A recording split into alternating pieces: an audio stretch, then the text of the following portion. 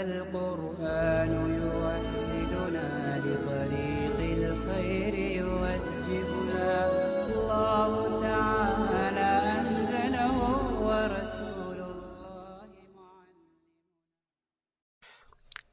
بسم الله الرحمن الرحيم. وأما المفسر فهو ما ظهر المراد به من اللفظ ببيان من قبل المتكلم بحيث لا يبقى معه احتمال التأويل والتخصيص. مثاله في قوله تعالى فسجد الملائكة كلهم أجمعون، فاسم الملائكة ظاهر في العموم إلا أن احتمال التخصيص قائم، فانسد باب التخصيص بقوله كلهم، ثم بقي احتمال التفرقة في السجود، فانسد باب التأويل بقوله أجمعون. وأما المفسر فهو ما ظهر المراد به من اللفظ ببيان من قبل المتكلم بحيث لا يبقى معه احتمال التأويل والتخصيص. کیا مفسر وہ ہے جس کی مراد لفظ سے متکلم کے بیان سے ظاہر ہو، اس طور پر کہ اس کے ساتھ تعویل اور تخصیص کا احتمال باقی نہ رہے۔ مثال ہو فی قولی تعالی فسجد الملائکۃ کلہم اجمعون، کیا ہے اس کی مثال باری تعالیٰ کے فرمان ہے فسجد الملائکۃ کلہم اجمعون، جس کا ترجمہ یہ ہے کہ تمام کے تمام فرشتوں نے سجدہ کیا۔ کہہ رہے کہ فاسم الملائکۃ ظاہر فی العموم الا ان احتمال التخصیص قائم، فانسد باب التخصیص بقولہ کلہم۔ کہ لفظ ملائکہ عموم میں ظاہر ہے مگر تخصیص کا احتمال موجود ہے، اور کلہم کے ذریعے تخصیص کا دروازہ بند ہو گیا، پھر سجدے میں متفرق ہونے کا احتمال باقی رہا، پس باری تعالیٰ قول اجمعون سے تعویل کا دروازہ بند ہو گیا۔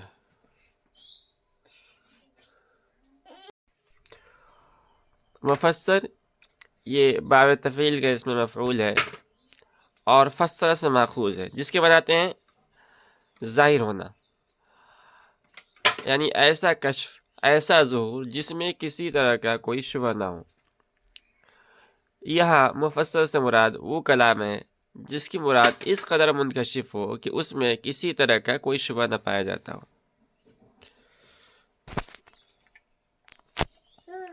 مصنف نے یہاں سے مفسر کی تعریف کی ہے، اور تعریف کرتے فرمایا ہے کہ مفسر وہ کلام ہے جس کی مراد لفظ سے متکلم کے بیان کی وجہ سے اس طور پر ظاہر ہو کہ نہ تو اس میں تخصیص کا احتمال رہے اور نہ تعویل کا احتمال رہے۔ مصنف نے مفسر کی مثال قرآن کریم سے دی ہے، فَسَجَدَ الْمَلَائِكَةُ كُلُّهُمْ أَجْمَعُونَ۔ اب اس میں آپ غور کیجئے، اس میں لفظ ملائکہ عموم کی وجہ سے ملائکہ کے تمام افراد کو عام ہونے میں ظاہر ہے، کیونکہ یہ جمع کا صیغہ ہے جو اس بات پر ظاہراً دلالت کرتا ہے۔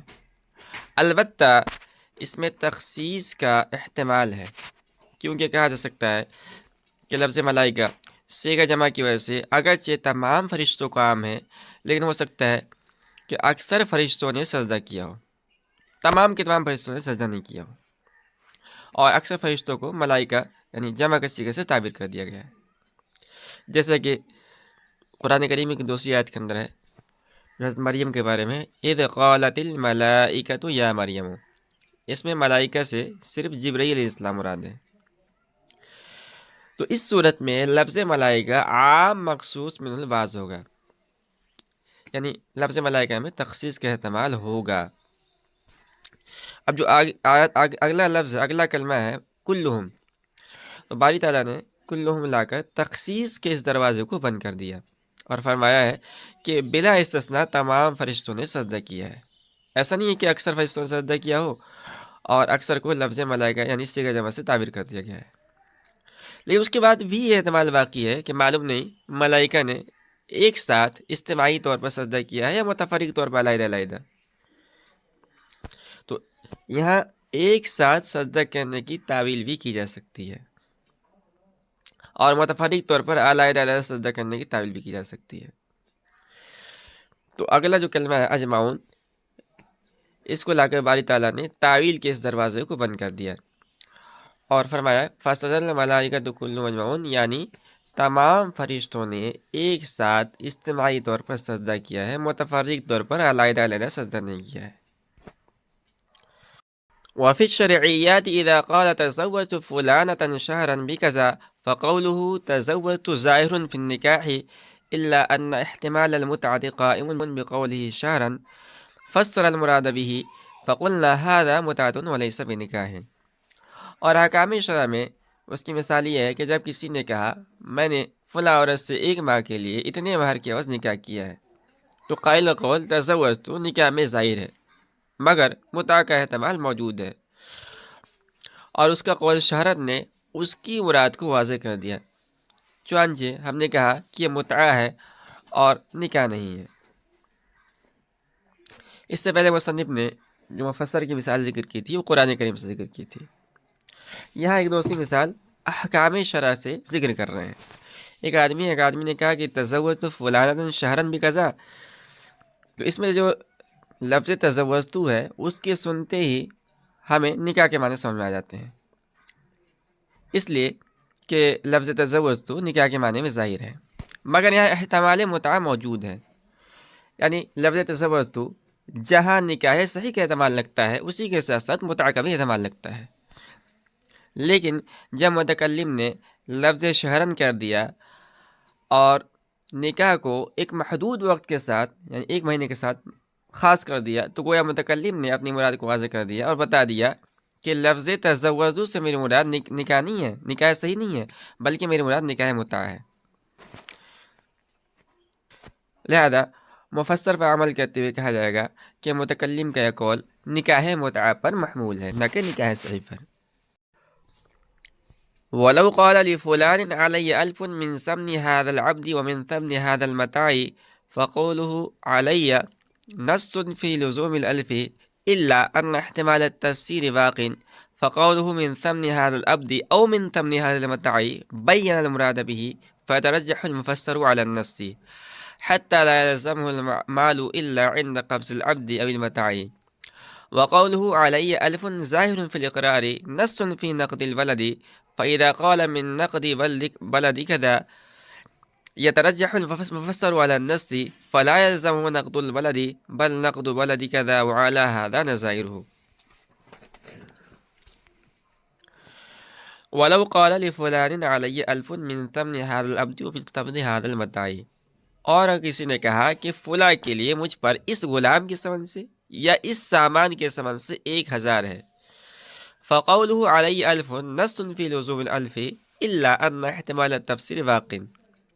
تو قائل کا قول علی الف 1000 لازم ہونے کے سلسلے میں نص ہے مگر تفسیر کا احتمال واقعی ہے۔ فقوله من ثمن هذا العبد او من ثمن هذا المتاع بین المراد به فيترجح المفسر على النص حتى لا يلزمه المال إلا عند قبض العبد أو المتاع۔ پھر قائل کا قول من ثمن هذا العبد یا من ثمن هذا المتاع نے مراد کو بیان کر دیا ہے، لہذا مفسر یہ نص پر راجع ہوگا حتیٰ کہ اس میں مال لازم نہ ہوگا مگر غلام یا سامان پر قبضہ کے وقت۔ وقوله علی الف ظاہر فی الاقرار نص فی نقد الولد، فإذا قال من نقد بلد كذا يترجح المفسر على النص فلا يلزمه نقد البلد بل نقد بلد كذا، وعلى هذا نظائره۔ اور قائل کا قول لفلان علی الف اقرار میں ظاہر ہے اور نقد بلد میں نص ہے، لہذا جب من نقد بلدی کذا کہا تو مفسر نص پر راجع ہوگا، چنانچہ اس پر نقد بلد لازم نہ ہوگا بلکہ نقد بلد قضا لازم ہوگا۔ مصنف فرماتے ہیں اور اس پر اس کے نظائر ہیں۔ یہاں سے مصنف نے مفسر کے نص پر راجع ہونے کی مثال ذکر فرمائی ہے کہ اگر کسی نے کہا کہ فلاں کے مجھ پر 1000 درہم ہے اس غلام کے ثمن سے یا اس کے سامان کے ثمن سے، تو اس کلام میں علی الف 1000 درہم لازم ہونے کے سلسلے میں نص ہے، کیونکہ لفظ اعلیٰ الزام کے لیے وضع کیا گیا ہے اور قائل اس کو اپنے اوپر 1000 لازم کرنے کے لیے لایا ہے، لیکن اس میں تفسیر کا احتمال واقعی ہے، اور اس طور پر کہ 1000 کیوں لازم ہے اور اس کے لازم ہونے کا سبب کیا ہے۔ لہذا جب قائل نے کہا من ثمن ھذا العبد یا من ثمن ھذا المتاع، تو اس نے اپنی مراد بیان کر دی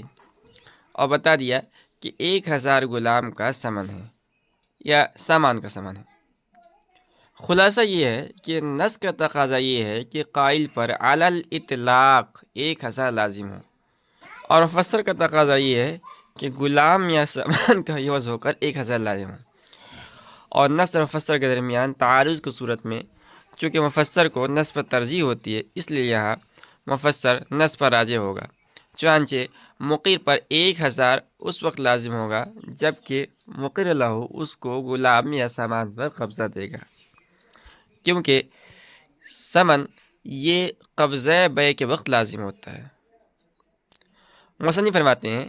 کہ اگر کسی نے کہا لفلان علی الف، فلاں کے لیے مجھ پر 1000 ہیں،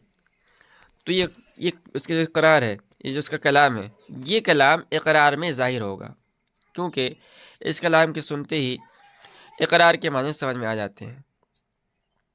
اور نقد بلد میں نص ہوگا، یعنی مقر کے شہر کے سکے کے لازم ہونے کے سلسلے میں یہ کلام نص ہوگا، کیونکہ مقر اپنے ہی شہر کے سکے کو لازم کرنے کے لیے کلام لایا ہے۔ تو قائل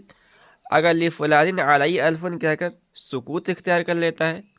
تو نص پر عمل کرتے ہوئے اس پر نقد بلد یعنی اسی کے شہر کا سکہ لازم ہوگا، لیکن اگر اس نے اس میں اضافہ کیا اور کہا لفلان علی الف من نقدی بلدی کا، مثال کے طور پر کہا من نقدی بلدی دلہی یا من نقدی بلاد الہند کہہ دیا، اور کسی شہر کو یا کسی ملک کو متعین کر دیا، مثال کے طور پر دہلی کو متعین کر دیا یا ہندوستان کو متعین کر دیا، تو اس پر ہندوستان کے 1000 روپے واجب ہوں گے، مقر کے شہر کے 1000 روپے واجب نہیں ہوں گے، کیونکہ من نقدی بلدی قضا مفسر ہے اور مفسر کو نص پر ترجیح حاصل ہوتی ہے، لہذا من نقدی بلدی قضا نقد بلد کے مقابلے میں راجح ہوگا۔ آخری مصنف نے کہا کہ مفسر کو نص پر اور نص کو ظاہر پر ترجیح حاصل ہونے کی بہت ساری نظریں ملتی ہے جن کو یہاں ذکر نہیں کیا گیا ہے اور تطویل کے خوف سے چھوڑ دیا۔ وَأَمَّا الْمُحْكَمُ فَهُوَ مَا ازْدَادَ قُوَّةً عَلَى الْمُفَسِّرِ بِحَيْثُ لَا يَجُوزُ خِلَافُهُ أَصْلًا، مِثَالُهُ فِي الْكِتَابِ إِنَّ اللَّهَ بِكُلِّ شَيْءٍ عَلِيمٌ وَإِنَّ اللَّهَ لَا يَظْلِمُ النَّاسَ شَيْئًا۔ اور محکم وہ ہے جو مفسر کی بنسبت قوت میں بڑھا ہوا ہو، اس طور پر کہ اس کے خلاف بالکل جائز نہ ہو۔ قرآن کریم میں اس کی مثال یہ 2 آیتیں ہیں۔ پہلی آیت تو یہ ہے ان اللہ بکل شیء علیم، بے شک اللہ تعالیٰ ہر چیز پہ قادر ہے، اور دوسری مثال ہے وَإِنَّ اللَّهَ لَا يَظْلِمُ النَّاسَ شَيْئًا، اللہ لوگوں پر کچھ بھی ظلم نہیں کرتا۔ اس عبارت میں مصنف نے محکم کی تعریف کرتے فرمایا ہے کہ محکم وہ کلام ہے جس کی مراد مفسر کی بنسبت زیادہ قوی ہو، اس طور پر کہ اس کے خلاف بالکل جائز نہ ہو، یعنی تبدیل اور نص کے ذریعے اس کے موجب کو ترک کرنا بالکل جائز نہ ہو۔ خلاصہ کہ محکم وہ کلام ہے کہ اس کی مراد اس قدر قوی اور مضبوط ہو کہ وہ نہ تبدیلی کا احتمال رکھتا ہو اور نہ نص کا احتمال رکھتا ہو۔ 2 مثالیں دی ہے قرآن کریم سے مصنف نے۔ پہلی مثال ہے ان اللہ بکل شیء علیم، اور دوسری مثال ہے ان اللہ لا یظلم الناس شیئا، کیونکہ اللہ تعالیٰ کا علم پہلی مثال میں بتائے گا کہ اللہ تعالیٰ ہر چیز کو جاننے والا ہے، تو اللہ تعالیٰ کا علم یا ہر چیز کو محیط ہوتا، اللہ تعالیٰ کے علم کا ہر چیز کو محیط ہونا ایسی چیز ہے جو تبدیلی اور نسخ اور زوال کے احتمال نہیں رکھتا ہے۔ اسی طرح اللہ تعالیٰ کا ظلم سے پاک ہونا بھی ایسی چیز ہے جو تبدیلی اور نسخ کا احتمال نہیں رکھتی ہے۔ وفي الحكميات ما قلنا في الإقرار إنه لفلان علي ألف من ثمن هذا العبد فإن هذا اللفظ محكم في لزومه بدلا عنه وعلى هذا نظائره۔ اور حکام شرع میں اس کی مثال وہ ہے جو ہم نے اقرار کے سلسلے میں ذکر کیا ہے کہ اگر کسی نے کہا کہ فلاں کے لیے مجھ پر اس غلام کا ثمن 1000 واجب ہے، تو یہ لفظ غلام کے عوض ہو کر 1000 لازم ہونے کے سلسلے محکم ہے،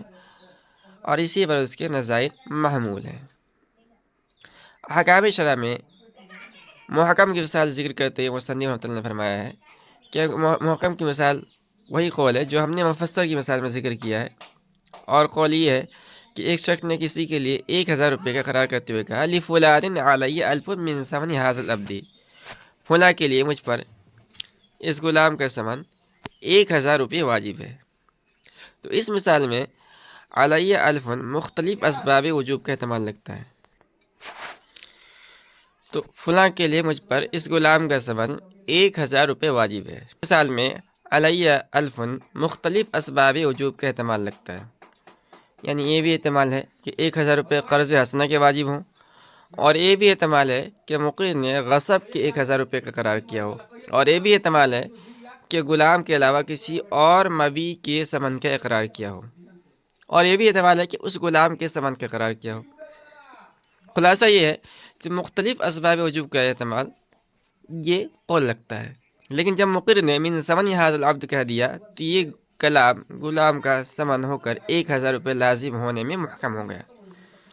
اس کے علاوہ جو دیگر احتمالات تھے وہ تمام کے تمام ختم ہو گئے۔ تو یہ ہے محکم۔ مصنف کہتے ہیں کہ اس کلام کی اور بہت سی نظیریں ہیں جو محکم کی مثال بن سکتی ہیں۔ یہ بات یہاں پوری ہوئی۔ آگے فرماتے ہیں کہ وحکم المفسر والمحکم لزوم العمل بہما لا محالۃ،